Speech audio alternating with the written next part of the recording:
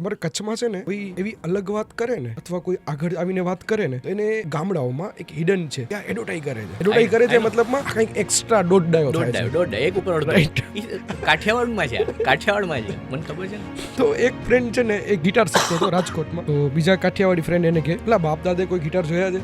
તો ઓલો કે બાપ દાદા વખતે ગિટાર હતા જ નહીં કે. એટલે કોઈ જો કંઈ નવું કરે છે તો સોસાયટી કે આજુબાજુના લોકો એને નીચું બતાવવાની ટ્રાય કરે અથવા એને દોઢ ડાયો ગણે કે એને કન્સિડર જ એવી રીતે કરે. કોઈ માણસ ખોટું નથી હોતું, કોઈ માણસ ખરાબ નથી હોતું. બસ એની પરવરિશમાં કદાચ એમને જે કર્યું હોય ને એમના એ એક સરાઉન્ડિંગમાં એટલું હોય એટલે એમના વિચારો જેટલા છે એ વિચારોમાંથી એક બોલે છે. એટલે જ જો ને આપણે કાઠિયાવાડમાં એવું બી કહેવાય છે કે છોકરાને હવે બહાર કાઢો, હોસ્ટેલમાં નાખશો ને તો આ સુધરી જશે. કેમ? એનું કારણ કોઈ નથી પૂછતું. એને સમકોચલી ખબર છે કેમ કે એ જ્યારે પેલામાંથી બહાર નીકળે, એમનું જ છોકરું જ્યારે બહાર નીકળે તો એમને મજા આવે. પણ કોઈ બીજું કરતો હોય તો આને ક્યાં દોઢ ડાપણ કરવાની જરૂર છે? બેહી રહેતો હોય તો ઘરમાં. હું જ્યારે મેં વિડીયો બનાવવાના સ્ટાર્ટ કર્યા તો એક ડોક્ટરે મારી મસ્તી કરી, તો હવે એને પોડકાસ્ટ પર પણ આવું છે.